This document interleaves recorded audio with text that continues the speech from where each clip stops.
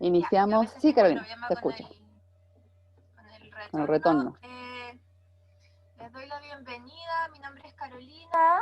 Trabajo en Fundación Semilla. Soy parte del equipo multidisciplinario de la fundación. Soy yo la que les habla por los WhatsApp, la que les manda las informaciones. Ese es mi número de teléfono, por si alguien tiene cualquier duda puede escribirnos ahí. Igual armamos un grupo donde también está Romina, que aquí la veo al lado mío y Joana al otro lado. Somos las tres encargadas del soporte de la plataforma y de ayudarles a todos en las tareas que no puedan descargar o cómo llegar a las partes que hay que llegar en la plataforma y en distintas cosas. Soy socióloga, también estoy de apoyo en este módulo a mi compañero Ronnie, que va a ser el relator de esta tarde. Y me verán también en la semana en la parte offline de este módulo, que son las cápsulas de video, al igual que en el módulo pasado había unas pequeñas cápsulas para ver. Ahí me podrán ver offline. Ronnie.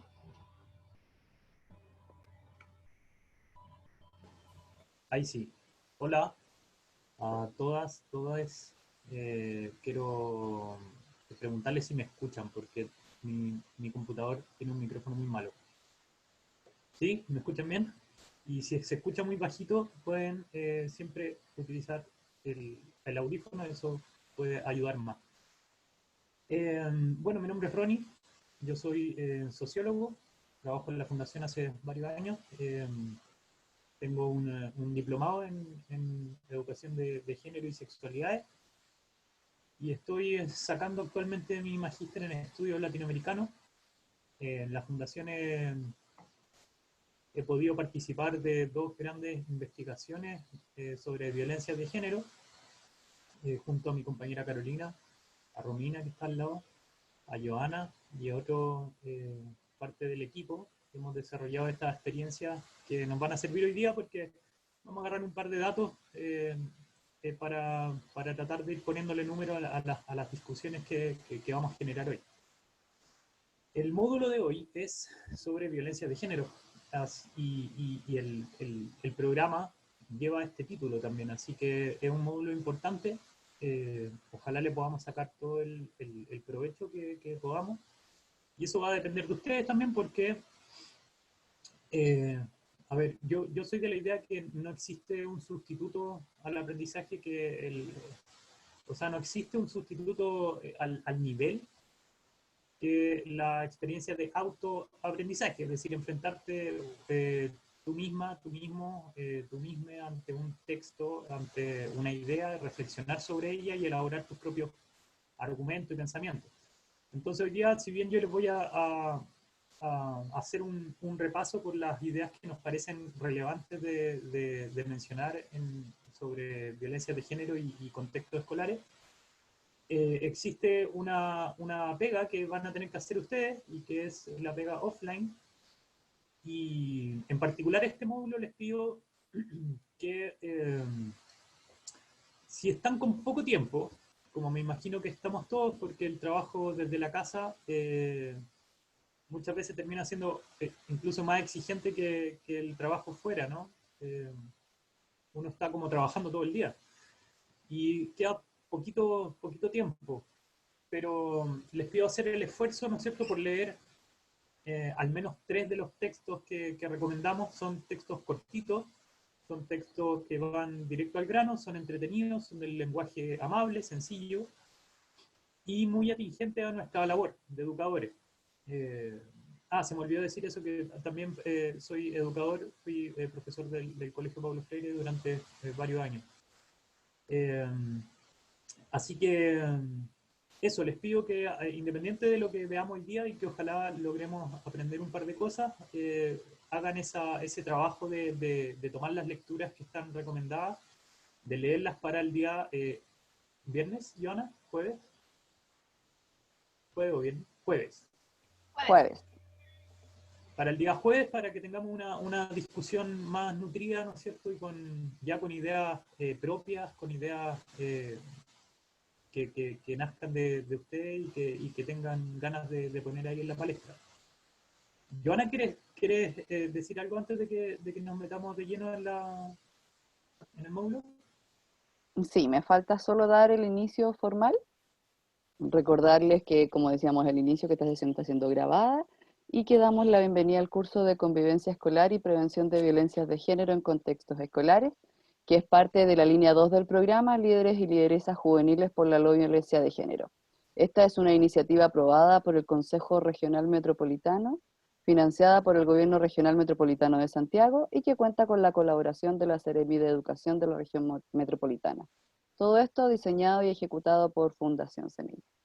Gracias, Ronnie. Ya pueden comenzar con el contenido. Gracias. Les voy a pedir paciencia en este momento, que voy a compartir pantalla y mi computador parece que fue fabricado en el año 63 porque no funciona nada rápido, así que va a haber un momento en que nos vamos a ir a negro, pero va a, a- a- a terminar compartiendo, esperemos. Ah, funcionó el tiro. Oh, ¿Bueno o no? fue más rápido, ¿viste? No tuvimos que Maravilloso, rellenar. maravilloso. Bueno, entonces lo que les propongo hoy día que veamos son 6 grandes puntos por los cuales vamos a ir conversando. El primero es hacer una mirada bien holística respecto a la noción de género. ¿Qué implica esta noción? Pues, cómo podemos definir género, cuáles son las consecuencias, eh, los desafíos que involucra tener una perspectiva de género.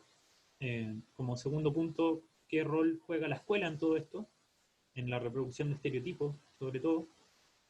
Como tercer punto vamos a ver la violencia desde una mirada crítica, es decir, cómo podemos abordar la noción de violencia de una forma reflexiva y no reducida, es decir, de una forma integral, como exige, digamos, la perspectiva de género. Como punto 5, voy a darles un par de datos respecto a las comunidades escolares y la violencia, y al final unas pequeñas reflexiones que podamos hacer entre todos. Entonces, si les parece, voy a partir inmediatamente. ¿Alguien quiere decir algo antes de comenzar? ¿Alguna información, alguna reflexión? Una consulta. Dígame. Tengo reunión a las 4:30. ¿Hasta qué hora más o menos está pensado este taller? Está pensado hasta Como las 4. Ah, perfecto, ya. Gracias. Sí. Genial. De todas maneras, Cristian, si es que te tienes que ir antes, no te preocupes. Bueno, ¿alguien más que quiera decir algo antes que empecemos? Recordar que las sesiones se suben a la plataforma y si se pierden algo, después pueden acceder a ellas nuevamente. Solo eso. Bueno, la noción de género. A ver, este módulo es importante no solo porque bueno, la perspectiva de género hoy día está muy en boga, es algo que escuchamos en todos lados, ¿no es cierto? Y al parecer está bien institucionalizada, ¿no es cierto? Una mirada que busque la equidad entre las identidades de género. Sin embargo, pese a que todos estamos de una u otra manera relacionados con esta noción de género y de una educación, ¿no es cierto?, para la equidad de género, eh, resulta como un poco intuitiva esa aproximación a las temáticas de género. ¿A qué me refiero con esto? Es que nos encontramos todo el rato con personas que como escuchan todo el rato acerca de feminismo, acerca de género, acerca de violencia de género, acerca de masculinidad, de feminidad, etcétera. Como escuchamos constantemente esto, pensamos de que ya sabemos todo lo que hay que saber, ¿no es cierto? Y relegamos la tarea de estudiar y de cultivar, ¿no es cierto?, y de nutrirnos intelectualmente respecto a estas materias. Lo dejamos de lado porque creemos que ya entendemos más o menos a lo que va el asunto. Entonces, a lo que les voy a invitar hoy día es que tratemos de abandonar esa perspectiva bastante intuitiva que tenemos respecto al género y nos abramos a comprenderlo de otra manera o a adquirir de nuevo estas ganas de querer instruirse más, ¿no es cierto?, de querer formarse y de profundizar en torno a la materia. Pero como todos tenemos algún tipo de aproximación respecto a lo que es esto, les voy a preguntar a cualquiera de ustedes si es que me puede definir género de manera sencilla con un lenguaje de ustedes. No estoy pidiendo ninguna definición de diccionario. ¿Cómo me podrían definir género?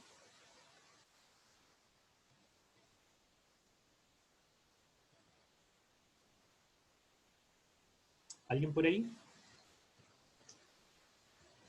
Basta con que prendan su micrófono, no es necesario que levante la mano o algo. ¿Las características que definen al hombre y a la mujer? ¿Ya? Las características que definen... ¿Quién habló? Perdón, que no veo todos. ¿Cuál era su nombre, amigo? Cristian. Cristian. Ya. Ya las características que definen al hombre y a la mujer. ¿Alguien tiene otra noción respecto a lo que puede ser género? ¿Otro entendido?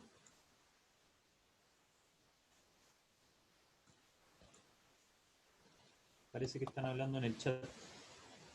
Ah, no. Nada respecto a definición de género. Si es que a alguien le da vergüenza hablar o no quiere aprender, también me puede contribuir ahí a través del chat. Bueno, si nadie más se anima a una definición de género, solemos entender género como esta construcción, ¿no es cierto? Y ahí me voy a alejar un poquitito de la definición que da Cristian, porque en el fondo la definición de Cristian me parece lo común, ¿no? Como lo que solemos entender por género. Sin embargo, asume de que, o más bien no problematiza qué es ser hombre o qué es ser mujer. Y ese es el punto más importante de esta noción de género. Es entender qué nos constituye, ¿no es cierto? Y qué nos otorga estos valores binarios, ¿no es cierto? Que otorga la identidad. Nosotros podemos ser hombres o podemos ser mujeres. No podemos ser algún tipo de mezcla entre medio. Entonces, la noción voy a dejar de compartir para verle las caras, para poder... Como tres grandes elementos, y cuerpo, perdón. Es decir que el género a lo que apunta es a una relación entre la cultura con nuestra identidad mediada a través de nuestro cuerpo.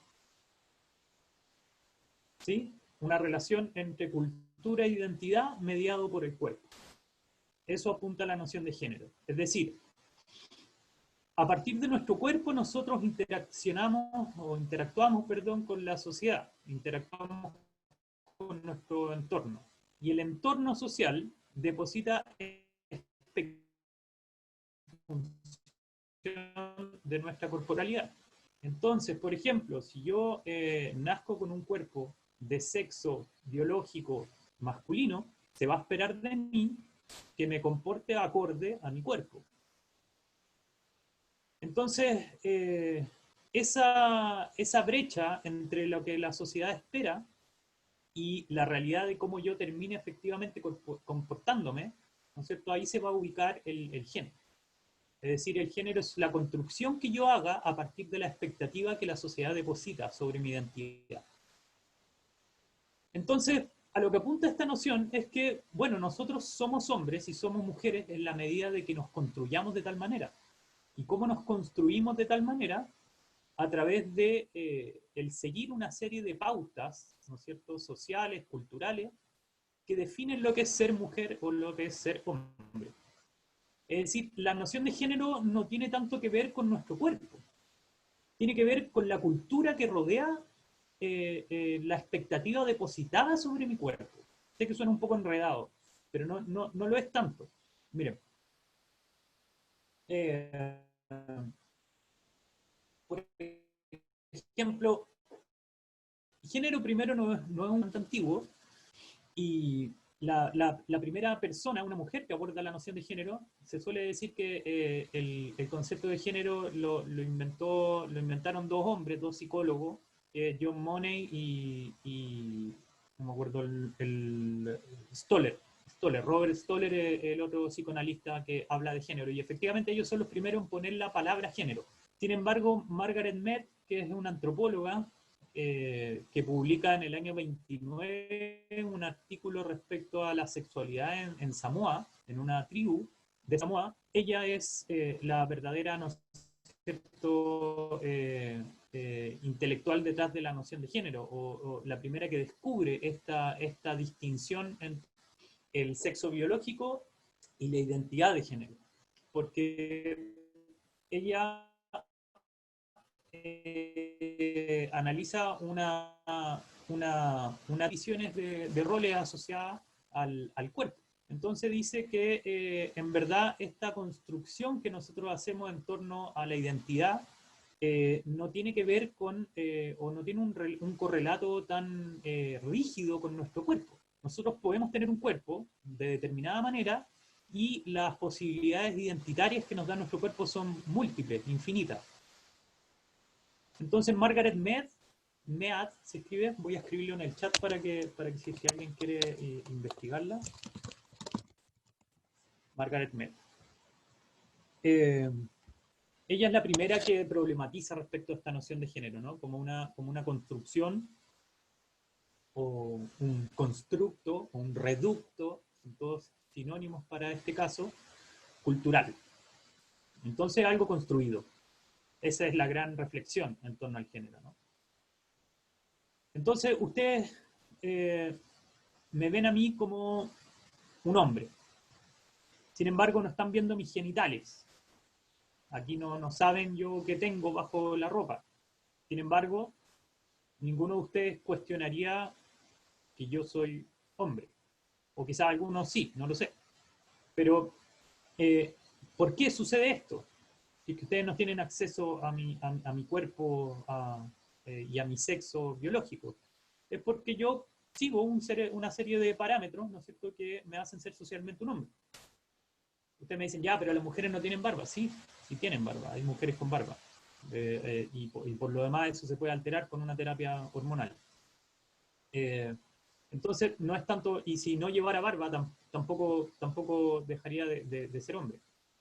Entonces, tiene que ver con una serie de atributos físicos, ¿no es cierto?, comportamientos, la camisa, qué sé yo, cómo llevo el pelo, cómo hablo. Todas esas son las cosas que realmente me constituyen como hombre o no. Voy a volver a la presentación. Entonces, este concepto hace esta relación entre identidad, cuerpo, cultura. Y es una crítica también, es una crítica política, ¿no? Por eso la noción de género la toma el feminismo. Los movimientos feministas toman esta noción de género, pese a que el feminismo es muchísimo más antiguo que la noción de género. Y en los últimos 40, 50 años se ha identificado la noción de género con el feminismo. Sin embargo, antes era una noción de la antropología o de la psicología. Entonces, el movimiento feminista tenemos en Chile durante todo el siglo XX. Lo que pasa es que se nos olvida, pensamos que el feminismo es algo de ahora, ¿no es cierto?, de que la demanda por participación política, ¿no es cierto?, y por reconocimientos de derechos políticos de las mujeres comenzó hace poco, y en verdad ha estado desde finales del siglo XIX y ha atravesado todo el siglo XX y ha continuado durante el siglo XXI. Quería dar un par de datos que vi en la mañana que me parece igual interesante que conozcamos, ¿no es cierto?, que por ejemplo en Chile, el año 1935, se funda el Movimiento Pro Emancipación de la Mujer Chilena. ¿Sabían ese dato? Una organización que hoy día pareciera, si yo les digo el Movimiento Pro Emancipación de la Mujer Chilena, ustedes piensan que es un colectivo universitario de ahora hace poco. No, es una plataforma política que armaron mujeres, dentro de ellas Elena Cafarena, ahí por el año 35. En el año 46 se armó el primer partido femenino, que se llamaba Partido Femenino Chileno, el PFCH. Eso fue el año 46. Y el PFCH sacó una senadora ese año. Algo que hoy día nos parece extraño, porque ahí recién la mujer podía incursionar en términos de política y salió una mujer denominada, una mujer llamada María de la Cruz, que el mismo Parlamento la inhabilitó poco después de asumir, porque se le buscó un chanchullo ahí, un invento. O sea, los libros de historia hoy día lo leen eso como un invento, en realidad nunca tuvo una razón verdadera, pero un invento que se había robado plata o que había hecho no sé qué cosa, pero fue toda una maniobra política para sacarla del Congreso, y la terminan inhabilitando. Entonces, la noción de género no es equivalente a la noción de feminismo. Una perspectiva de género no es necesariamente una perspectiva feminista. Y en particular, a mí, yo desde mi espacio de construcción masculina, ¿no es cierto?, yo opto por no hablar desde el feminismo, sino que yo hablo desde mi masculinidad, ¿no es cierto?, y problematizo la las problemáticas políticas que existen en torno a la participación de la mujer y esas cosas. Pero creo que el feminismo como construcción de las mujeres ha sido en innumerables ocasiones cooptado por los hombres, ¿no es cierto? Entonces, creo que se entienda eso, que yo no voy a hablar a nombre ni hablo desde el feminismo ni nada. Por lo demás, Chile es un país tremendamente conservador y cuesta integrar cambios paradigmáticos, culturales, como exige esta perspectiva de género. Y todos tenemos que colaborar para que eso cambie, ¿no? No nos tenemos que olvidar que somos el último país en el mundo que tuvo una ley de divorcio, uno de los últimos países en el mundo, o uno de los pocos países en el mundo que todavía no reconoce la autonomía en el cuerpo de las mujeres para poder decidir si es que continúa o no con un embarazo no deseado.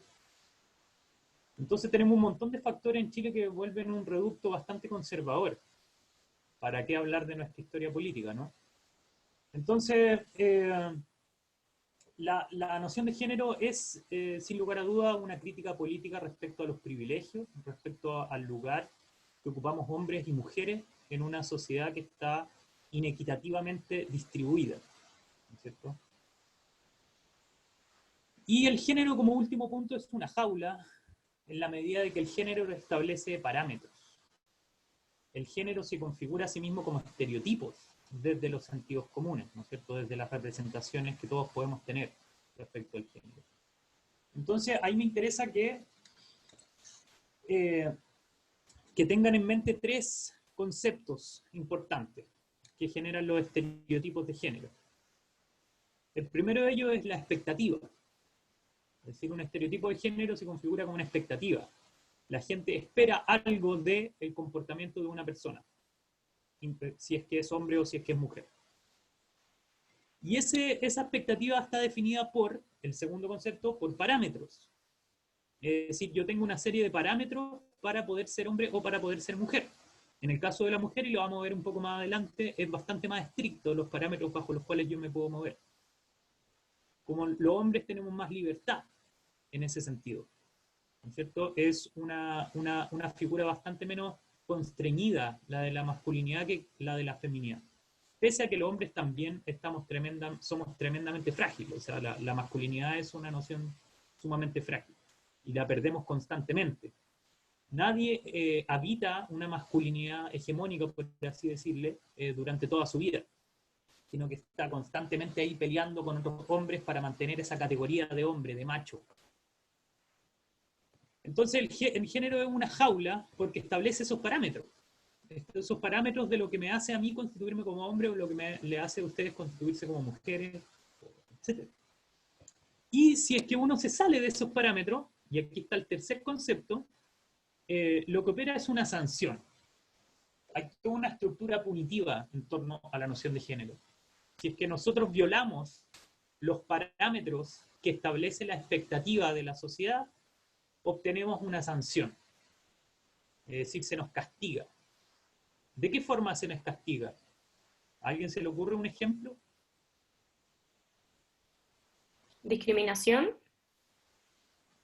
Sí, ¿Y me podría ejemplificar con algo así como más concreto, Mónica? Como una situación que te haya pasado a mí, a ti, perdón, o a alguien que conozcas. Eh, o sea, no me ha pasado a mí, pero algo que se me ocurre tal vez en una entrevista de trabajo, sentirse un poco discriminada por ser mujer, en el cargo que estoy postulando tal vez. Que piensen que tal vez no sea tan buena como un hombre. Puede ser. Claro, sí. Esta, sin lugar a duda, es un ejemplo de discriminación. Ahora, para hacerlo como, para enmarcarlo dentro del estereotipo, por ejemplo, sería de que tú llegaras a una entrevista de trabajo y que quisieras postular un cargo, pero llegaras vestida con pantalones y un polerón. Y al tipo no le convenciera. No le convenciera porque en realidad te quería para un puesto, ¿no es cierto?, en donde pudieras lucir tu figura de mujer. Y si es que estás con un polerón y un pantalón de buzo, no. Entonces te clasificarían como una mujer no tan mujer, ¿te fijas? Entonces ahí sería como una sanción en ese sentido. Ahora, hay otro ejemplo de sanciones, como más cotidiano y más sencillos, como por ejemplo, si es que dos compañeros hombres, todos ustedes educadoras y educadores, si un compañero otro, bueno, hoy día las cosas han cambiado, pero entiéndanme en el contexto que lo estoy diciendo. Si es que un compañero le dice a otro, bacán amigo, te quiero caleta, y lo abraza, ¿qué sucede en el resto? Si es que eso lo hacen a la luz pública, ¿no es cierto?, en una sala de clases.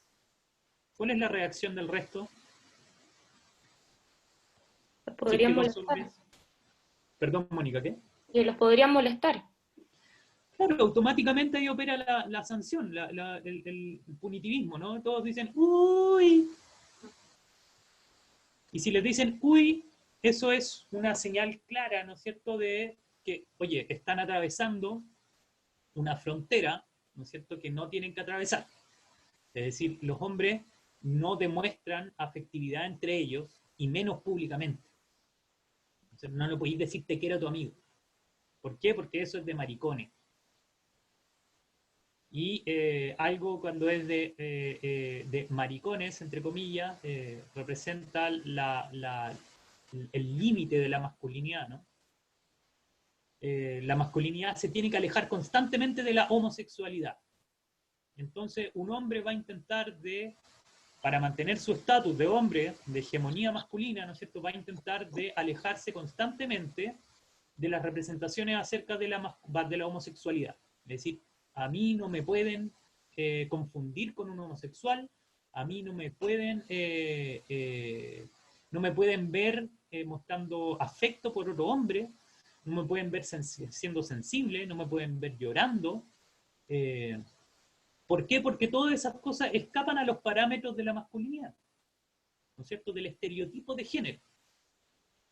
Entonces el conflicto al interior del colegio muchas veces tiene que ver con esa delgada línea, esa frontera cultural, ¿no es cierto?, que habitamos los hombres, las mujeres en general. Y las personas que no se identifican con ninguna de esas dos están en un conflicto permanente, ¿no? Porque violan los parámetros de ambos lados de la ecuación. Una persona trans o una persona no binaria, una persona género fluido, viola ambos lados del binomio. No es hombre, tampoco es mujer, por ende vive en una conflictividad latente, constante, de todo el tiempo.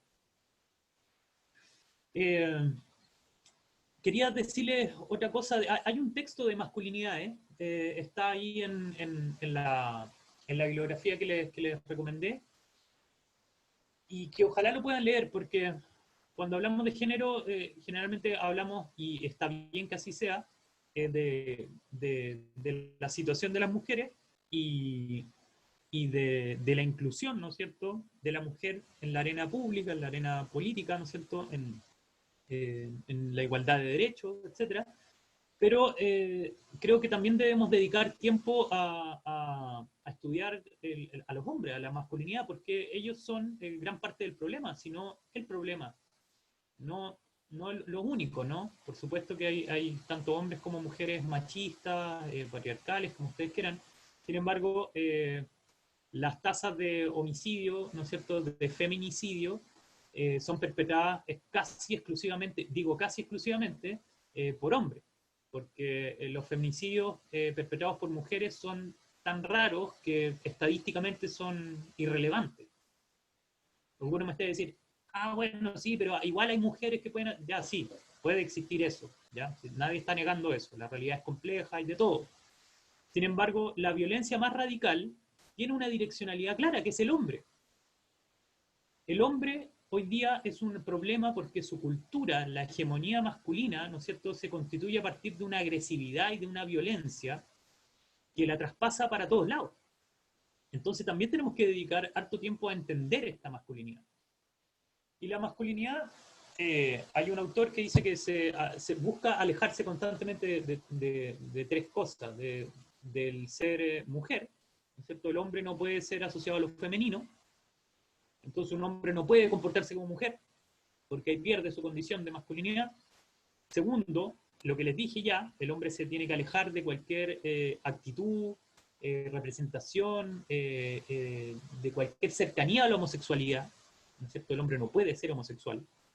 Y tercero, a la infantilidad o infantilización, al niño. El hombre tiene que ser independiente, autónomo, propositivo, ¿no es cierto? No puede ser dependiente el hombre. Entonces, esos son los tres ejes que configuran una especie de frontera y que si que una la cruza, pierde esta categoría o este estatus casi nobiliario que es el ser hombre, ¿no? Hay una autora que se llama Lorraine Ansel que escribió un artículo muy famoso en los 90 respecto a la homosexualidad en el Perú. Y llegaba a unos resultados bastante interesantes porque veía que durante los 90, al menos en el Perú, cuando dos hombres mantenían relaciones sexuales, y ahí estamos hablando de una frontera de la masculinidad, ¿no? Solo uno de ellos dejaba de ser hombre, es decir, se convertía en homosexualidad, el otro no.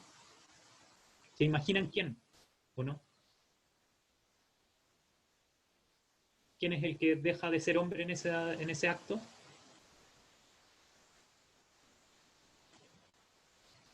¿No?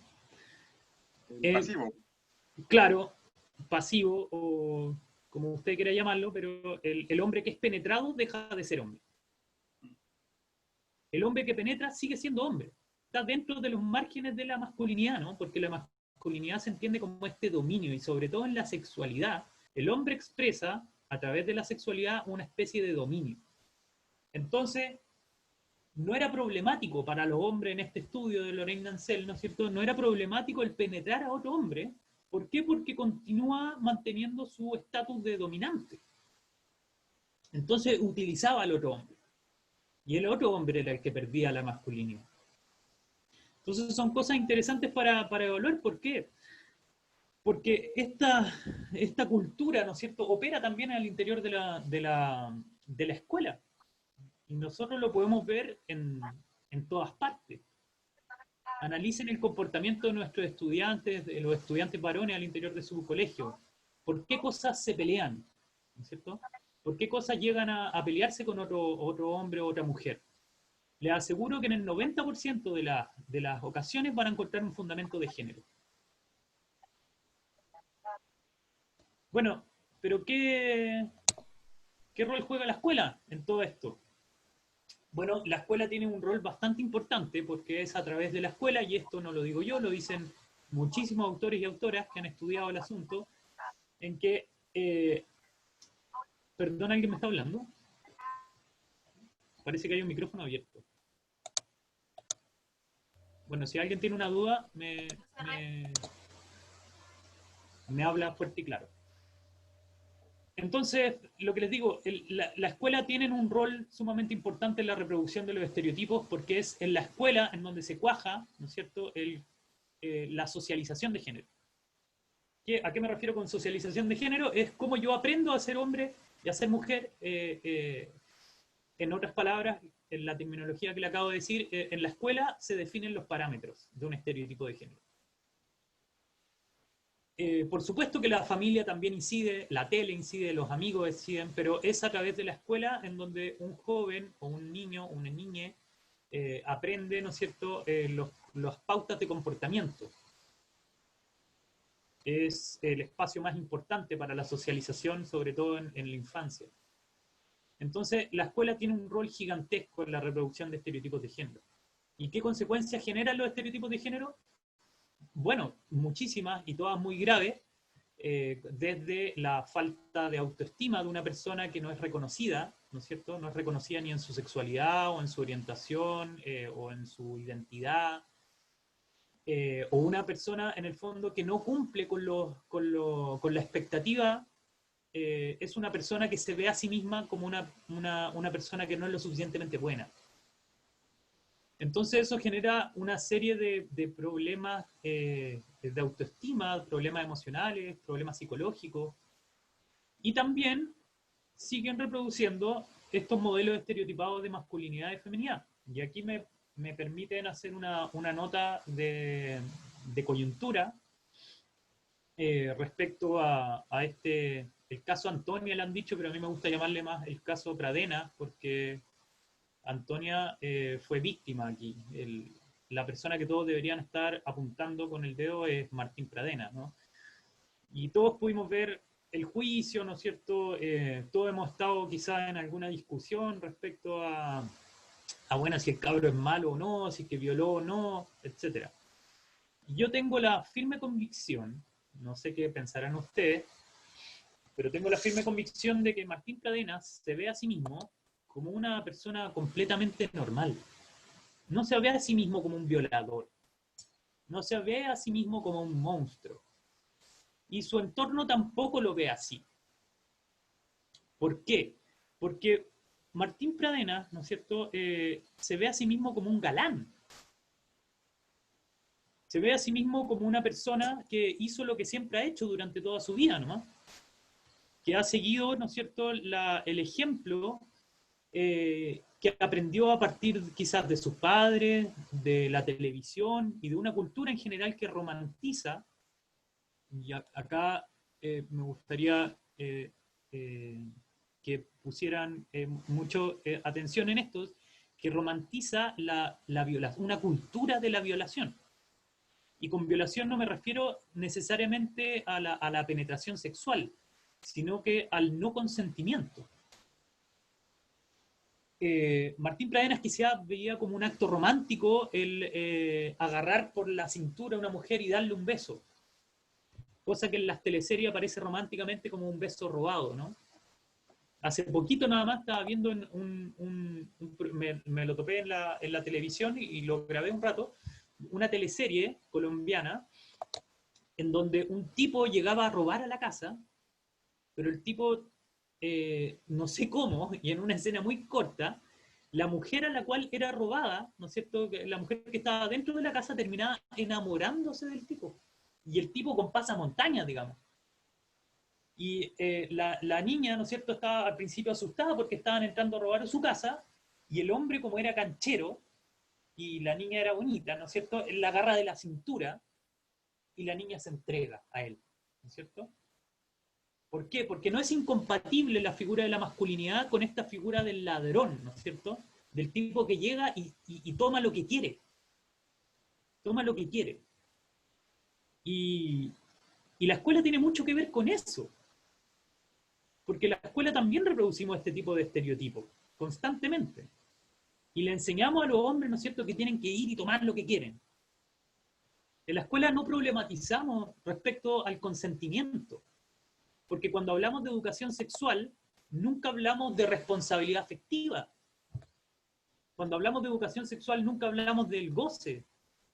Nunca hablamos de cómo la sexualidad también es una forma de interactuar con el resto, está en la base de las relaciones sociales.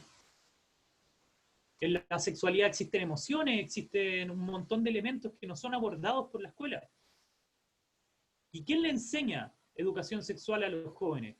¿Quién le enseñó educación sexual a Martín Pradena? La pornografía. La pornografía y toda su industria educa a miles de millones de jóvenes que, el otro día estaba leyendo un porcentaje, 93% de los hombres ve pornografía. Que digamos, habitualmente. Todos vemos pornografía, porque la pornografía es parte de la publicidad, es parte de la televisión, es parte de todo. Pero jóvenes que consumen habitualmente pornografía, y la pornografía es problemática no porque seamos todos pacatos y mojigatos y no nos guste el sexo. La pornografía es problemática porque reproduce, ¿no es cierto?, desviaciones sexuales sumamente preocupantes, como la violación, como la pederastía, como el incesto. Si ustedes hoy día se meten a cualquier página pornográfica, les aseguro que el 90% de los videos que vean en la página va a tener que ver con violación, con incesto o con pederastía. Es decir, un tipo que quiere involucrarse sexualmente con una escolar, un tipo que quiere involucrarse sexualmente con su hija, un tipo que quiere abusar sexualmente de una mujer pese a que ella no quiere. Esa es la gran educación sexual de nuestro país, debido a que nosotros nos estamos haciendo, perdónenme la expresión, pero nos estamos haciendo los hueones con la educación sexual. ¿Y por qué? Porque cada vez que queremos hablar de sexo, verdaderamente como se tiene que tratar el sexo, con todas sus aristas, aparecen una camada, ¿no es cierto?, de nuestra fauna silvestre, que dice, con mis hijos no te metas. A mi hijo enséñale biología, sí, enséñale aritmética, enséñale lenguaje, pero si le quieres orientar respecto a un aspecto de su sexualidad, no, porque eso es doctrinario, eso es ideología. Entonces esa gente, esos papás que dicen con mi hijo no te metas, ¿no es cierto?, están diciendo, mi hijo lo educa la pornografía. A mi hijo lo educan sus amigos que también han sido educadas por la industria pornográfica. Porque convengamos de que ninguno de nosotros aprendió algo de sexualidad a partir de nuestros padres. Porque no hay situación más incómoda que hablar de sexualidad con los padres. Uno no quiere, no mezcla esas cosas. Digo, no debería ser así, ¿no? Como que deberíamos poder hablar de sexualidad también con nuestros padres, eso no debería ser un tema tabú, pero sí lo es.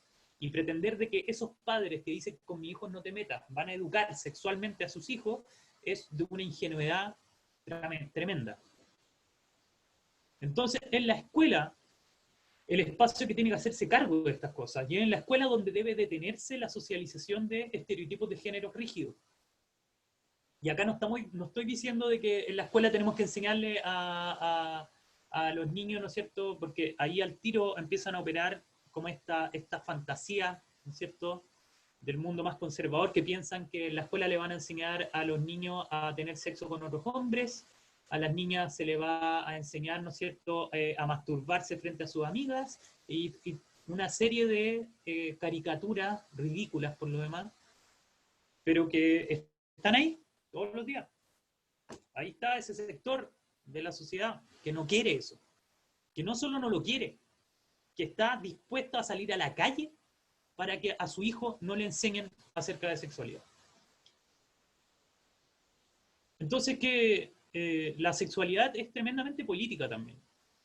Y por eso los grupos pertenecientes a cualquiera de las formas de diversidad sexual o no heterosexuales interpretan la heterosexualidad como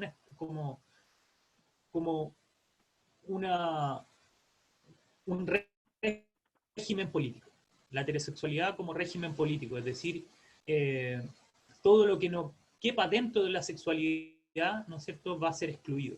De la heterosexualidad, digo, va a ser excluido.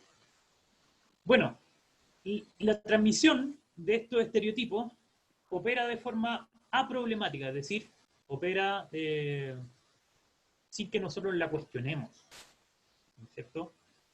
Cuando mi mamá le decía a mi hermana que levantara mi plato después de comer, a la hora de almuerzo, ella no estaba pensando, voy a enseñarle a esta niña, desde pequeña, a cumplir con los parámetros establecidos de una feminidad hegemónica. Así que tu rol en la casa es servirle al hombre. Levántate y... No, mi mamá no pensaba eso. Sin embargo, lo reproducía. Le decía a mi hermana, levántale el plato a tu hermano.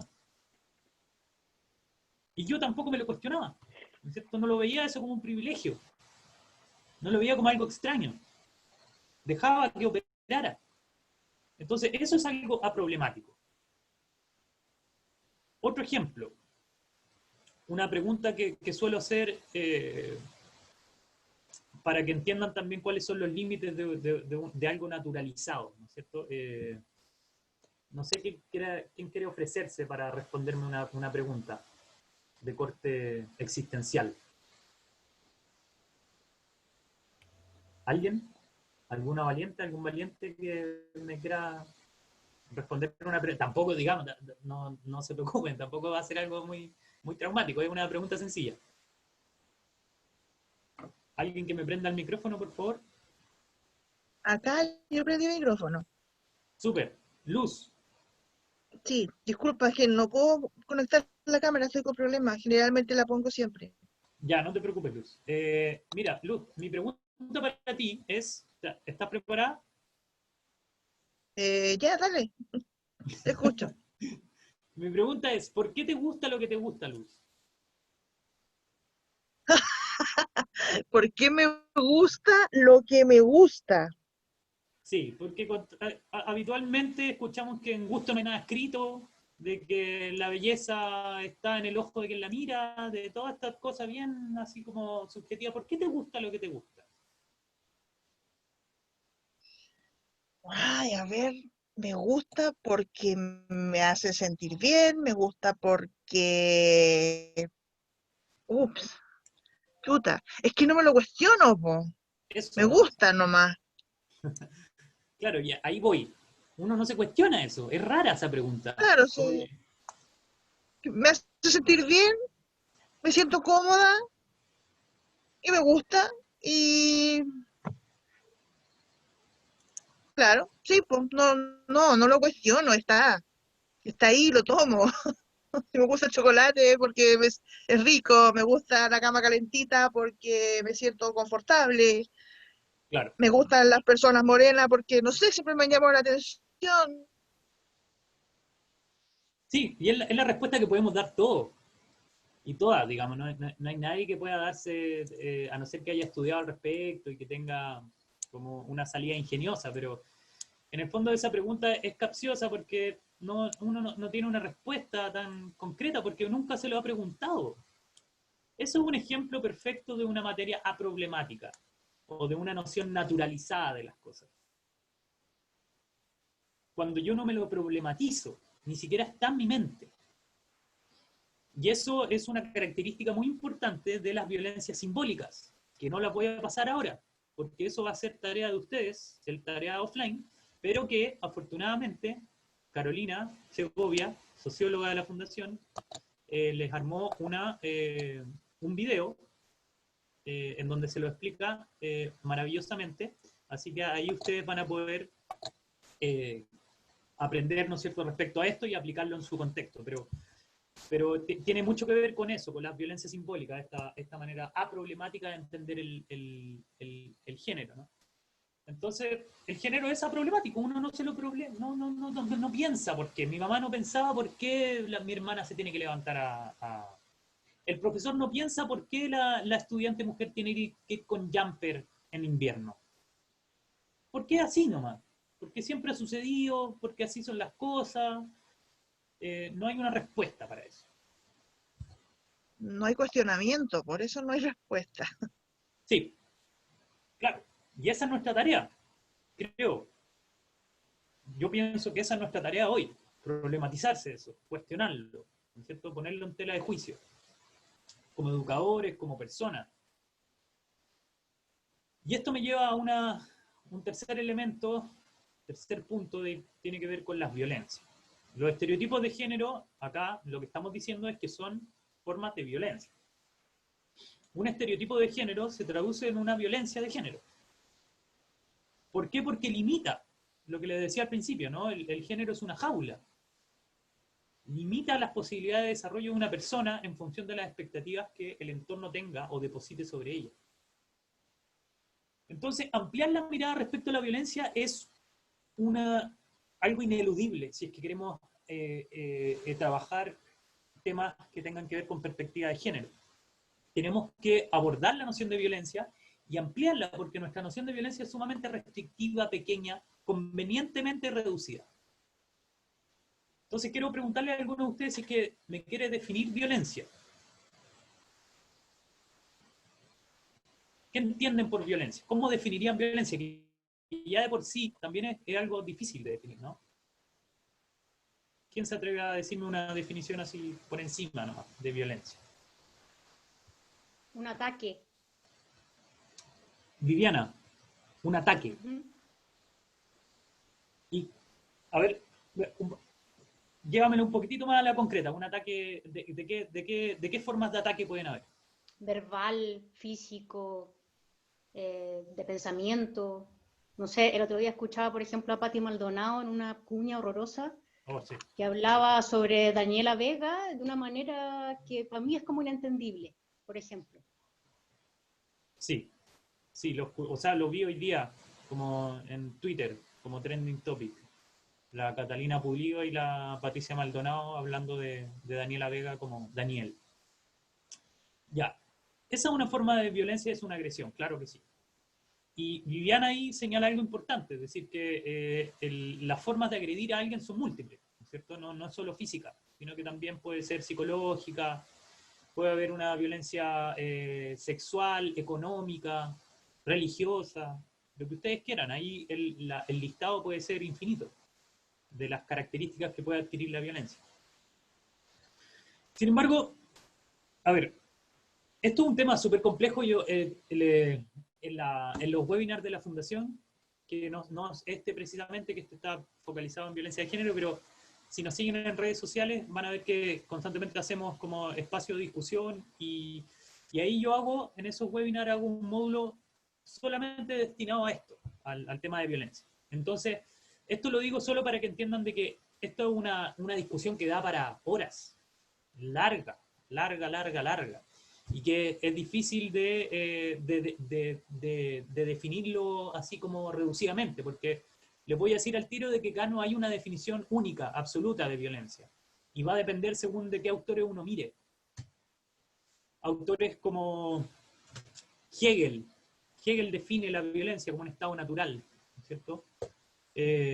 Autores como Hannah Arendt, como Foucault, todos esos son autores que trabajan el tema de violencia y va a variar según qué autor uno mire. O usted mismo puede tener una definición de, o sea, si es que no hay que mirar a los grandes autores para definir algo. Uno también puede tener su propia definición de algo. Entonces hoy día lo vamos a definir. Ronnie, Perdón. Cristian escribe en el chat que es usar la fuerza para imponerse. Usar la fuerza para imponerse, perfecto. Ahí hay una definición un poco más concreta. ¿Ahí qué elemento hay? Primero, fuerza. Y segundo, la imposición. ¿No es cierto? Entonces, lo que vamos a hacer es que vamos a tratar de ampliar eso. Es una buena partida, ¿no? Como usar la fuerza para imponerse. Y de hecho, señala dos elementos fundamentales de la violencia, de la noción que le estoy tratando de transmitir. Que no es una definición del libro, pero que tiene 4 elementos importantes. Primero, a ver, antes de entrar en los elementos, la violencia está inscrita dentro de las relaciones sociales, ¿ya? Entonces va a variar con el tiempo. La violencia no es estática para siempre, ¿ya? Lo que yo considero violento en un momento puede no ser violento en otro momento, porque está inscrito dentro de las relaciones sociales. Entonces, si es que para mí es violento de que un estudiante le haga un pipe a otro, ¿no es cierto? Puede ser para mí violento, pero puede ser que para esos dos chiquillos no sea una situación violenta y que no amerite una intervención nuestra.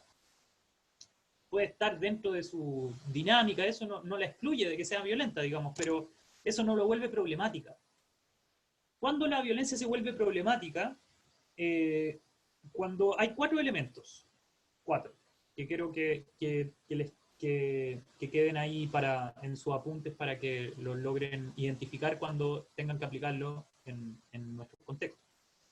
El primero de ellos es lo que señala Cristian, que es la fuerza. La fuerza vamos a traducirla por poder, en verdad. porque no necesariamente a través de la fuerza que nosotros ejercemos violencia, sino que también a través de un ejercicio de una fuerza que es intangible, que es el poder, ¿no? Pero toda esta fuerza o poder que se aplica genera un daño. Entonces, es el primer elemento importante. Genera daño en la persona que está recibiendo la violencia. Primer elemento, daño, ¿ya? Segundo elemento, existe coerción. Y esto es lo que está presente en la definición de cristiano. Para imponerse. Coerción para imponerse. Es decir, la violencia no es un acto de consentimiento. Con consentimiento, digo. No es un acto consentido, sino que es un acto de coerción. Uno obliga a otra persona a algo, a través de una actitud, a través de una práctica, a través de algo, no solo a través de la fuerza, ojo. Por eso acá le haría esa aclaración a Cristian. No es solo a través de la fuerza es un mecanismo. Por eso, perdón, por eso les digo que en vez de fuerza hablemos de poder, pero eso lo digo después. Entonces, coerción, el segundo elemento. Tercer elemento, negación. Y acá está lo que hizo o lo que hace la Pati Maldonado, la Cata Pulido y toda esta camada de políticos, ¿no es cierto?, de la derecha más conservadora, más dura, al negarle la identidad a una persona trans. Ahí existe una negación y un componente fundamental de la violencia, ¿no es cierto? Se te niega tu persona. No te reconoce como un ente válido. Es decir, en el fondo, la Pati Maldonado en el fondo le está diciendo a la Daniela Vega, le está diciendo, tú no existes. Tú no existes. Lo que tú dices ser no es cierto, es falso. Y eso es una forma de violencia. Entonces, la negación de una alteridad de un otro, o de una otra, o de un otre, es un elemento muy importante dentro de la violencia. Y el último es la simetría. Detrás de un acto violento siempre hay una simetría de poder, es decir, hay un diferencial de poder. Hay alguien que está en un escalón más arriba que otro, y ese escalón puede ser de distinta naturaleza. Puede ser un escalón en términos de cargo, puede ser un escalón en términos de fuerza, yo tengo más fuerza que tú, puede ser en términos intelectuales, yo sé más que tú, por ende tú cállate y escúchame, ¿no es cierto? Todos esos tipos, ¿no es cierto?, generan asimetrías. El acto de violencia mismo implica un acto de asimetría. Eso es súper importante que lo tengamos. Entonces, por eso, en el fondo, cuando hablamos de violencia, en realidad estamos hablando de poder. El poder es problemático porque suele manifestarse de forma violenta. Y eso, ahora, vuelvo a insistir sobre los conceptos tan grandes como esto, poder, violencia, etcétera. Eso va a variar, por supuesto, a la literatura, según la literatura que consultemos. Pero acá quiero definirles también poder de forma como acotada. Es una relación entre agentes sociales, ahí podríamos reemplazarlo por violencia, ¿no es cierto? Poder, violencia, relación entre agentes sociales, direccionada por una agenda, es decir, tiene una intencionalidad por detrás. Tiene una intención que no se acaba en el acto violento. ¿Ya? La violencia es un medio para un fin. Entonces, está direccionada por una agenda que está determinada a su vez por una voluntad, es decir, se ejerce sobre un grupo a favor de quien lo detenta, es decir, cuando existe violencia, se separa, el mundo se separa entre quien recibe esa violencia y entre quien ejerce la violencia. ¿Sí? ¿Se entiende hasta ahí? ¿Alguna consulta? ¿No? ¿Estamos bien? Súper. Entonces, ahora yo les voy a pedir que lo apliquemos en nuestros contextos cotidianos, en nuestra vida diaria. Y para esto les voy a proponer dos criterios. Cada vez que nosotros nos enfrentemos en la escuela, en nuestra vida cotidiana, en cualquier campo en que nos desenvolvamos, les propongo analizarlo a partir de dos criterios. Primero, ¿de dónde proviene esa violencia? ¿Quién la ejerce? Y segundo, ¿qué características adquiere? ¿De dónde proviene? Generalmente tiene tres en el fondo, tres categorías, tres valores. Y acá yo puse 4. ¿Por qué? Les voy a explicar al tiro. Violencia entre pares y violencia jerárquica, esas dos cosas generalmente son una, y se llama violencia situacional o relacional. Es decir, cuando dos personas tienen un conflicto. Pero ¿por qué lo separo entre pares y jerárquica? Exclusivamente para el caso del colegio. Porque para nosotros va a ser relevante si es que esos dos jóvenes que se estaban peleando, por ejemplo, uno es de un curso mayor que el otro, ¿o no? ¿Son pares? ¿Son amigos? ¿No es cierto? ¿Qué lugar ocupan dentro de la escuela? ¿Para qué? Para hacer el énfasis en la asimetría. Para hacer el énfasis precisamente en la asimetría. Y usted dice, bueno, pero Ronnie, me acabáis de decir que toda violencia es asimétrica. Entonces, ¿cómo va a haber una situación entre pares de violencia? Si la violencia ya produce una asimetría, entonces ya no habría pares. Y yo le diría, muy inteligente, y tiene razón. Sin embargo, igual ponemos esta categoría acá de violencia entre pares, debido a que nos permite una diferenciación, ¿no es cierto?, más concreta entre la violencia que pueden ejercer dos estudiantes, que son amigos, a frente a la violencia que puede ejercer un profesor a un estudiante, que ahí sería jerárquica, ¿no?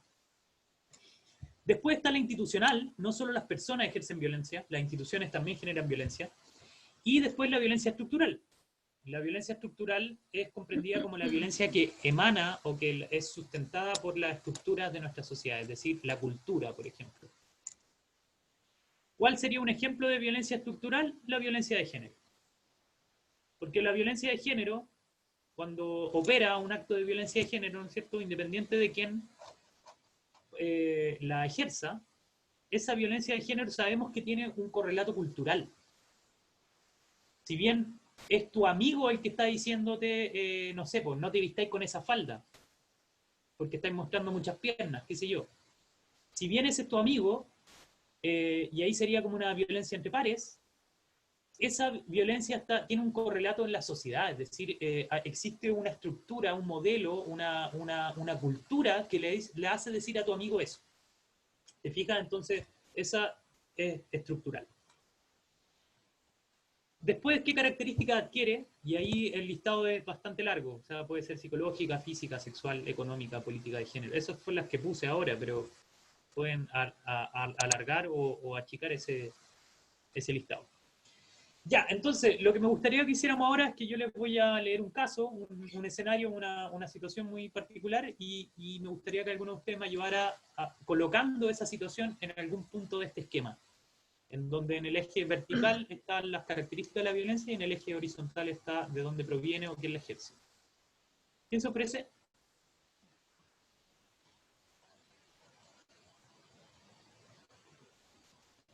¿Alguien?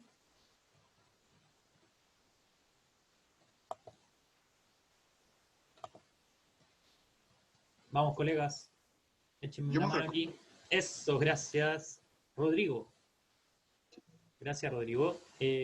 Bueno, entonces yo te voy a poner una situación. La situación es que un hombre llega borracho en la noche a su casa y cuando entra a la casa, su señora, la esposa, ¿no es cierto?, lo encara diciéndole, bueno, ¿por qué venís borracho? Y el tipo responde violentamente y le pega un combo. Ese es el caso. ¿Dónde lo ubicarías? Primero, violencia de género física. No sé si puedo ocupar más de dos casilleros. Sí, dale, bacán que lo hayáis hecho, porque sí. Sí, pero sería violencia de género porque él se siente con el poder, ¿cierto? Con la autoridad o la investidura de golpear a su pareja. Y en el golpe también se traduce que sería físico. Esa violencia como que tiene como un correlato físico porque la golpea. Y pondría también que es estructural porque en el fondo se entiende que en el contrato del matrimonio, culturalmente, o por lo menos más tradicionalmente, eso está permitido un poco. ¿Y de pare o jerárquica tampoco no lo ubicaría en ninguna de esas columnas? Yo sí, en jerárquica. ¿Quién me habla? ¿Cuál es su nombre? Luz. Luz. Luz, ¿dónde lo ubicarías tú? Es que lo que pasa es que me parece que también es una violencia jerárquica, porque obviamente hay un tema de fuerza superior. Claro, sí, sí, comparto contigo. Y eso es lo complicado de todo esto, ¿no es cierto? Que uno empieza a afinar la mirada y se da cuenta que en verdad, bueno, también es económica, ¿no es cierto? Porque puede ser de que esa mujer esté todo el día en la casa porque el marido es el que trae la plata para la casa. Y eso es una situación de dependencia económica. También puede ser sexual, ¿no es cierto? Puede ser de que el marido no solo le pegue, sino que también la force a tener relaciones cuando ella no quiera. Entonces, puede ser de pares, que tú ves la relación de matrimonio como una en donde haya simetría de poder o no. Entonces, dependiendo de nuestro análisis, de nuestra reflexión, es donde vamos a ubicar la violencia. Carolina, ¿me quieres ayudar con el segundo caso? Sí, me faltó aquí que todo lo que dijeron para mí lo volvería además psicológica. Después Claro. de vivir violencia física, económica, sexual y de género, creo que lo mínimo es que todo se resuma a que va a afectar a esa persona psicológicamente. En su autoestima y todo lo que hemos hablado. Pero Otro la violencia ejemplo. física siempre es violencia psicológica. Exacto. Y no siempre la violencia psicológica es violencia Otro física. ejemplo voy a dar. ¿Quién quiere participar en mi ejemplo? Para que vean. No los puedo mirar a todos aquí. A ver. Ahí sí, ahí los puedo ver a todas las caritas. ¿Quién se ofrece de voluntario? Yo puedo, ya que me inmiscuí en el otro. Ya, Luz. Entonces te pongo este caso, lo vamos a situar esta vez en la escuela. Ya. Escuela básica. Tenemos un chico que está transitando, le informa a sus papás le dan el apoyo y se dirigen al colegio a informar que estamos en este tránsito. Sin embargo, el colegio, al verse en este caso, se ve sobrepasado y a través de la directora le sugieren buscar una institución más adecuada para ellos porque este colegio no cuenta con los elementos que ellos necesitarían para este caso. Entonces les sugieren amablemente otros colegios donde pudiese caber ahora esta hija que antes era hijo. Ya. ¿Qué violencia que hay en este caso? ¿Podemos ver el cuadrito de nuevo? Eso. Ya, obviamente, ya, entonces tenemos, retomando un poco, un caso de educación básica de un alumno, ahí me perdí, que estaba haciendo su transición, ¿cierto? Exactamente. Entonces va con sus papás Ajá. a solicitar apoyo, me parece, desde dirección, desde el Apoyo colegio. desde dirección, sí. Y entonces Para ellos le poder en el responden que, fondo también va a cambiar su apariencia. claro, que ellos le responden que el colegio no está preparado y que lo invitan a buscar otro. Ya. Bueno, Exactamente. violencia institucional, ¿Ya? por todos lados, de estructura, jerárquica, porque también aquí hay un poder de jerarquía desde el establecimiento, psicológica, de género. Súper. Eso, no sé, no, política no sé, me queda la duda pero la que nombré yo estoy segura. Jerárquica, ¿Alguien estructural, más? institucional, psicológica. Pero violencia sexual también, po. ¿Por qué Me sexual? hace dudar ahí. ¿Alguien más? Me hace dudar, sí. A veces, es que pasa que la violencia sexual se relaciona mucho con los delitos sexuales o con el abuso sexual. Entonces me queda como la duda, pero aquí es un tema de sexualidad de la persona, entonces No Es sé, de tengo la género duda. más Las que que nombré sexual. estoy como, claro, las que nombré estoy segura, de género, institucional, estructural, jerárquica, psicológica, pero con la sexual me queda como la duda y me gustaría que lo aclararan, porque para eso Ajá. estoy aquí. Eso, Vale, gracias, Luz. ya. ¿Puedes poner las caritas de nuevo para ver a las Sí. personas y no la presentación? Ahí. Creo que lo importante aquí y que va con la duda que muchas personas tienen en el fondo es el confundir lo sexual con el género y con la identidad de género y con la expresión de género y con la orientación sexual y una serie de cosas que solemos meter en el mismo saco, pero que son muy distintas entre sí. De hecho, si me referí a un niño de básica, lo más probable es que todavía ni siquiera tenga orientación sexual. Eso se desarrolla a partir de la adolescencia. Recién ahí vas a ver quién le atrae sexualmente o no, porque todavía lo sexual no es su tema. Lo que respecta a identidad de género es claramente algo que le está pasando. No se nació niña, pero en cuerpo de niño, lo que la sociedad no entiende, sin embargo, se sentía siempre niña y nadie se dio cuenta de esto, no quería expresarlo porque los demás juzgamos, no entendemos, etcétera. Por lo tanto, es de género. Y ahora, si hace ese cambio, si hace esta transición, que muchas veces para los colegios es difícil porque va a cambiar su expresión de género. ¿Y eso qué es? Nuestra apariencia. Seguramente antes la obligaban, o la sociedad esperaba, como dice Ronnie, de las expectativas, que se vistiera como niño, que jugara con objetos de niño, etc. Y ahora, en este tránsito, va a elegir otro elemento, tal vez va a cambiar su apariencia completamente, tal vez va a cortarse el pelo, tal vez va a usar otras cosas. Y ese saco revuelto que tenemos es lo difícil la tarea difícil que tenemos como educadores de, con los demás compañeros también, con los demás colegas, con dirección, de creer que en el fondo en este mundo escolar es como un mundo aparte de la sociedad, que no vamos a poder llevarlo a cabo, que tenemos que alejar este caso extraño porque no vamos a ser capaces de abordarlo.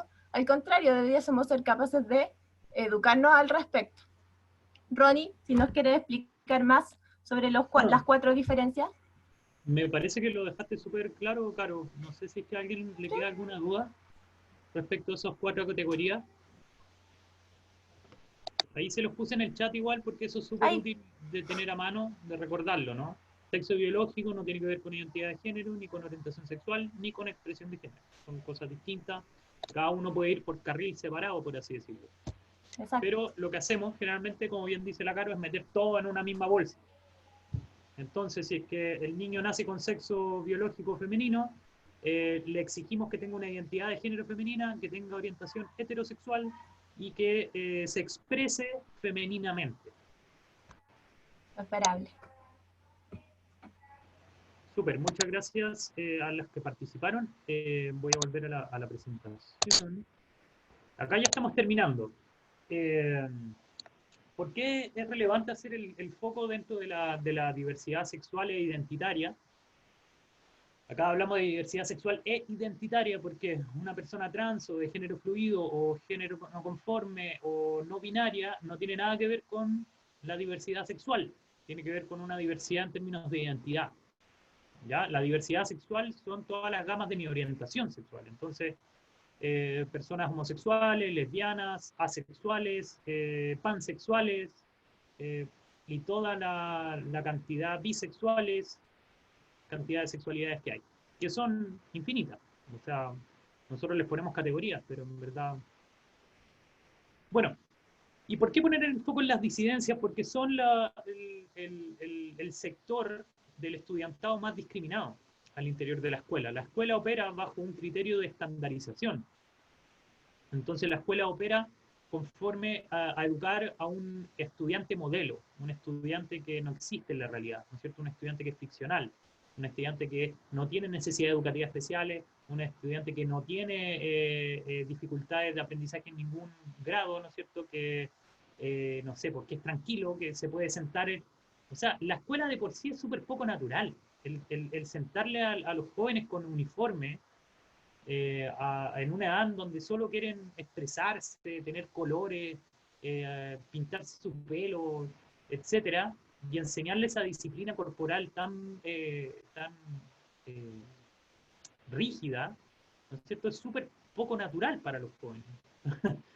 Pero bueno, ese es otro tema, otro tema. Pero ese estudiante estandarizado, ¿no es cierto? En realidad que no existe, se vuelve más radical esa experiencia de discriminación cuando pertenece a grupos de diversidad sexual o identitaria, que se suelen decir LGTBIQ+. O creo que ahora, bueno, esas siglas van cambiando constantemente. Antes era LGT, después LGTB, después LGTBI, LGTBIQ, que se van agregando, ¿no es cierto? Lesbiana, gay, bisexual, transexual, queer, etc. Entonces, una forma de abreviar la amplitud que existe dentro de las diversidades, de la diversidad humana, ni siquiera hablaría de diversidad sexual identitaria. Pero bueno, entonces, ¿por qué poner el foco? Porque son una población de riesgo, sobre todo en un país como Chile, sobre todo en un país que tiene uno de los índices más elevados de suicidio adolescente, y donde este suicidio en la población, por ejemplo, trans, es extremadamente alto, extremadamente alto. Yo tuve la posibilidad de hacer un estudio respecto a la inclusión de subjetividades trans en el espacio escolar, que es un artículo que está publicado por la revista Paulo Freire. Ustedes lo pueden buscar en internet.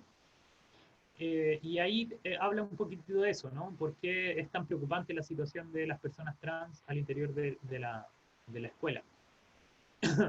¿Y cómo opera la exclusión en los establecimientos escolares? Bueno, de muchas maneras, ¿no es cierto? Pero acá les pongo tres, que son las que me gustaría que hoy día hiciéramos énfasis. El lenguaje. Es relevante el lenguaje, es relevante de cómo usted se dirige a sus estudiantes. Si es que ocupa los artículos femenino y masculino y el artículo neutro, eso es importante. ¿Por qué? Porque cuando usted le habla a un estudiante trans con la E o con el artículo que esa persona quiera ocupar, usted lo está reconociendo y le está haciendo un favor que nadie más se lo está haciendo.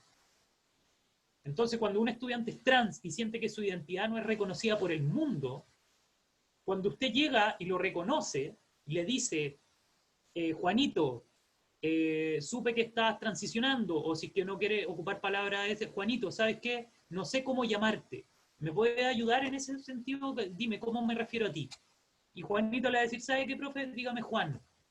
O ¿sabe qué, profe? No me gusta que me digan ni él ni ella. Me gusta que me hablen conmigo en la E. Y si es que yo recojo eso lo único que me afecta es en ser mejor educador. ¿Ya? No le va a traer ninguna otra consecuencia en la vida, no le va a tener ninguna problemática, no está ofendiendo a nadie, simplemente está reconociendo personas que no calzan dentro de este modelo de la A o de la O. La Real Academia no le va a mandar una sanción invisible al correo ni nada por el estilo, porque hay hasta videos de gente diciendo por qué no hay que hablar con la E, mientras el resto nos preguntamos de por qué es tan difícil incluir a otra persona si con eso se va a sentir reconocido, reconocida, reconocida. Y entendemos de que no me cabe duda de que alguno de ustedes está pensando, bueno, pero no me gusta la E, no quiero ocupar la E.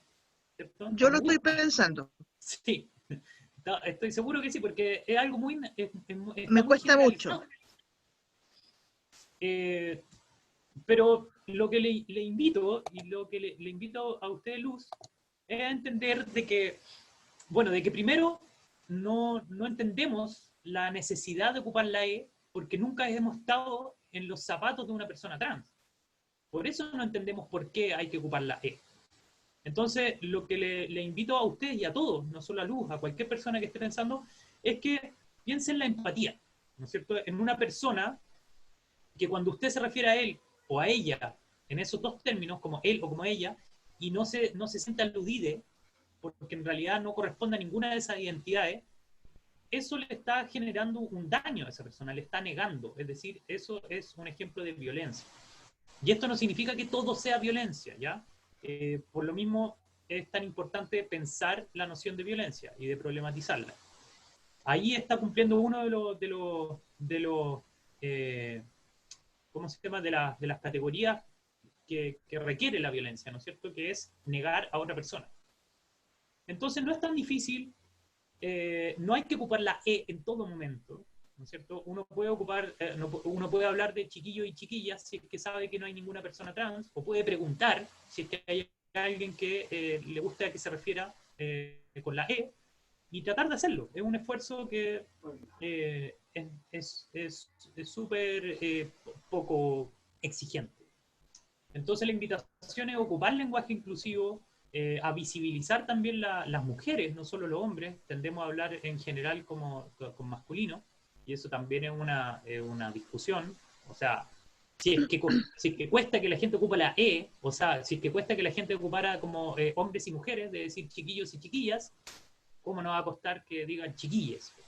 Es como ya hablar en alien, es como otro mundo. Entonces, las expectativas también son otra forma de excluir. Cuando nosotros... Hay un estudio muy famoso de Beley. Beley es un sociólogo chileno que estudió a principios de la década de los 2000 por qué las escuelas exitosas eran exitosas. Y se dio cuenta de que las escuelas exitosas son exitosas porque los profesores depositan expectativas buenas en sus estudiantes, es decir, le tienen fe a los cabros y las cabras y las cabres. Les tienen fe. Es decir, yo sé que tú vayas a llegar lejos. Yo sé que tú eres inteligente, sé que tú podís. ¿Sí? Yo sé que tú, si te propones ser lo que sea que quieras ser, lo vas a lograr. Y cuando nosotros operamos así con estos paradigmas o estos estereotipos de que este cabro no se la farrió toda, no va a ser nadie, ¿no es cierto? Cuando transmitimos ese tipo de expectativas, estamos excluyendo y impidiendo una educación de calidad. Y en el currículum, por supuesto. El currículum también es un elemento sumamente relevante. A través del currículum también se encuelan estereotipos de género, etc. O sea, no sé cuántos profesores de historia acá pasan respecto a la historia de la mujer en Chile. O sea, cuál es el lugar de la mujer en la formación de la República, o quién fue ciertos personajes. Está cada vez siendo más común, ¿no? Y bien que así sea, necesitamos corregir eso, porque la historia no la construyeron los hombres. Entonces hay que visibilizar ese tipo de sesgo. Ya. Y para ir terminando, estos son enseñanzas o aprendizajes que hemos tenido a lo largo de nuestras investigaciones. Hay 5 grandes problemas que siempre se repiten en la escuela. El primero es que se reduce la violencia a las manifestaciones físicas, lo que ya hemos hablado. Es decir, las personas piensan que mientras no se agarren a combo, a coscacho, no hay violencia. Eso es no entender lo que es la violencia. En segundo caso, la desestimación de los casos de violencia suele operar de que cuando un estudiante o una estudiante llega con acusaciones de acoso, etc., la respuesta de parte de la institución es decir, ese estudiante siempre anda diciendo cosas raras, yo lo he visto mintiendo antes, yo creo que quiere perjudicar al profesor, no, este cabro está sobreideologizado, y se ponen 20.000 parches antes de atender a lo que está diciendo el joven o la joven, ¿no es cierto? Entonces, nunca hay que desestimar casos de violencia. Por más de que yo piense que no es así, independiente de eso, por lo demás la ley no exige eso.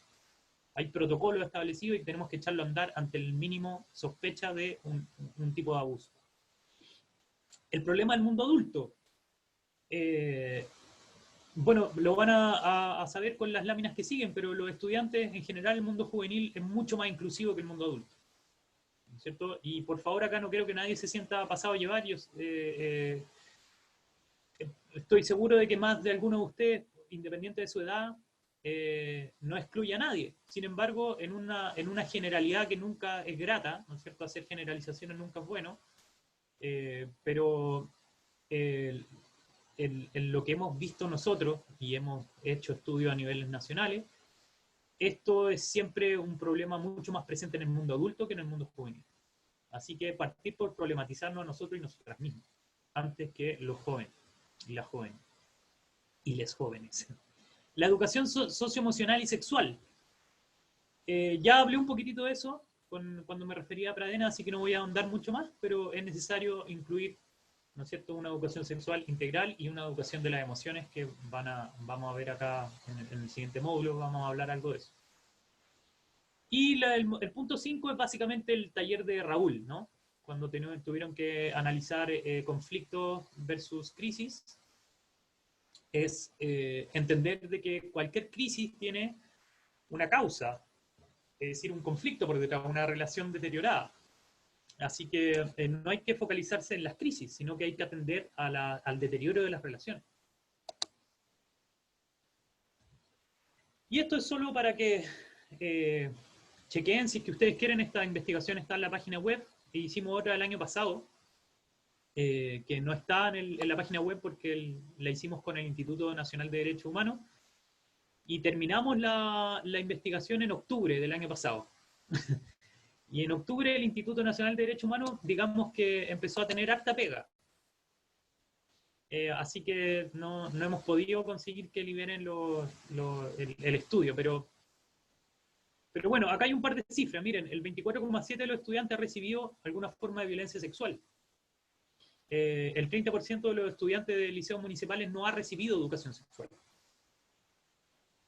El 34,4% ha sido discriminado en la escuela, y fíjense ese cuadradito naranjo que dice que los estudiantes no heterosexuales, los no heterosexuales, son más discriminados por las autoridades de sus establecimientos que por sus compañeros. Ese dato igual a mí me sorprendió cuando llegó, me sorprendió bastante. Es decir, autoridades de los establecimientos discriminan más que los propios compañeros a los estudiantes pertenecientes al grupo LGTBIQ+. Miren, abajo del cuadradito naranjo, ¿no es cierto?, cuando dice que las mujeres reciben 4 veces más refuerzos estereotipados de género que los hombres. Eso es lo que les decía al comienzo de la capacitación, que la mujer recibe un disciplinamiento muchísimo más fuerte que el hombre. Hay una feminista chilena que se llama Margarita Pisano, que habla de que no existe la feminidad. La feminidad son todos los resabios, todos los restos que no abarcan la masculinidad. Y en el fondo, acá se ve que a la mujer se la tiene que constreñir para ser mujer. Y le ponemos número, 4 veces más que el hombre. El hombre también recibe, por supuesto, refuerzos estereotipados, como por ejemplo, no sé, para ser muy estereotipado, los hombres no lloran. Sin embargo, a la mujer se le da disciplina de parte de la institución escolar constantemente. La mujer no hace esto, la mujer no hace esto otro, usted no tiene que hacer esto, usted no tiene que hacer aquello. Bueno, y esta última lámina son porcentajes que hablan de lo inclusivo que son los jóvenes. O sea, el 94,3% piensa que hombres y mujeres tienen las mismas capacidades. El 92% piensa que la crianza es tarea tanto de hombre y mujer por igual. Algo que está muy también en boga hoy por el tema del 10% de la AFP, y de que las personas que están demandadas por pensión alimenticia no van a poder retirar esos fondos, sino que va a ir directamente a quien tiene la tuición, algo que me parece maravilloso, espectacular. Lo que no hicieron los tribunales lo está haciendo ahora la AFP, que es algo, no sé cómo llamarle, contradictorio, pero lo que importa es que se va a hacer algo de justicia. El 90% cree en el matrimonio homosexual. El 88% cree que la homosexualidad es normal. El 88,7% también son partidarios de la adopción de hijos en parejas homoparentales. El 67% piensa que el aborto tiene que ser legal bajo cualquier circunstancia, no solo las 3 causales que hoy día tenemos legales. El 63% tiene amistades de LGTBIQ. El 62% posee personas, o sea, conoce personas bisexuales. El 45% tiene compañeros homosexuales. El 38% familiares. Y el 22%, me imagino que ahora esta cifra ha subido bastante, el 22% conoce personas transgénero en su establecimiento. Voy a sacar esta presentación. Sé que es mucha información, y cada uno de los temas que hoy día tocamos da para un curso en sí mismo, pero creo que se les va a ordenar muchísimo más el panorama con las lecturas. Así que sé que estoy siendo majadero, pero voy a volver a insistir, por favor, lean los textos. No son largos, son amigables, son amables, son cortitos. Hagan ese esfuerzo de leer los textos. Hay uno que les digo que si es que están corto de tiempo no lo lean, que es el número 3. El texto número 3, que habla de representaciones de la escuela. Ese, si no tienen tiempo, no lo lean, porque no habla tanto de la materia de género. Es un texto que puse ahí para complementar la discusión, pero... Eso, colegas, ha sido un agrado. Nos vamos a ver de nuevo el jueves. Gracias por la atención, por la gente que participó, por los comentarios, por las reflexiones. El día jueves vamos a poder discutir mucho más, así que ojalá lleguen con sus argumentos, con su idea, para tener una discusión ahí sabrosa. Decirles que las cápsulas de video y la tarea de este módulo es similar un poco a la del módulo 1, son 3 preguntas, es en torno a violencias simbólicas. Uno de los videos habla sobre violencia simbólica, así que va a ser fácil de realizar. No hay casos asignados, ustedes van a tener que recurrir a su memoria de lo que han visto en la escuela para contestar esas preguntas. Se vuelven a mandar al correo de educación@fundacionsemilla.cl. Quien no pueda descargarlo, me escribe a mi número, yo le mando directo el PDF a su WhatsApp, a su correo, a donde sea. Lo mismo estamos haciendo en el grupo. Cualquier duda a través de WhatsApp, a cualquier hora da lo mismo. Leemos hasta tarde los correos con las chiquillas, así que si no es en la noche, será temprano en la mañana. Estamos respondiendo todas sus dudas. Era así, ahí hay una pregunta que decía que eran los viernes, sí, pero les contamos también que estamos con un ciclo paralelo aparte de este, por lo que se nos empezaron a cruzar los viernes con los jueves y los lunes con los martes. Así que por eso la sesión esta va a ser el día jueves, 9:30 y 3 de la tarde, igual que hoy, pero el jueves. Y la próxima semana sí va a ser lunes y viernes. Joana, Romy. Eso, no sé si habrá alguna duda respecto de plataforma, respecto de la estructura del curso, porque ya de contenidos creo que Ronnie y Carolina han respondido todo. ¿Alguna duda? Bien, súper. Entonces, recordarles... No. ¿Cómo? ¿Luz? Por mi parte, no. Ok. Entonces, recordarles nuevamente que nos vamos a estar viendo el día jueves para el conversatorio, que esa instancia es para que ustedes puedan compartir sus experiencias y reflexiones respecto a las temáticas del trabajo realizado, y sobre todo, como bien su nombre lo dice, es conversatorio para que ustedes utilicen más ese espacio y podamos compartir entre todas y todos quienes están aquí conectados y conectadas. Recordarles que pueden hacer sus consultas al correo electrónico educacion@fundacionsemilla.cl o también a través del grupo de WhatsApp que creamos. Para quienes no se han podido inscribir o ingresar todavía, colocamos el link ahora en el chat. También tienen nuestros teléfonos la mayoría de ustedes, así que si tienen alguna duda pueden escribirnos de manera directa. Estamos disponibles nosotras tres para responder, como ya dijo Carolina al inicio. Romina, Carolina y yo estamos respondiendo, así que cualquier cosa, pregúntenos nomás. Ya, nos estamos viendo entonces el día jueves. Muchas gracias por conectar. Chao, gracias. Gracias. Ronnie, gracias, me encantó tu presentación. Muchas gracias. Gracias a ti por participar. Bueno.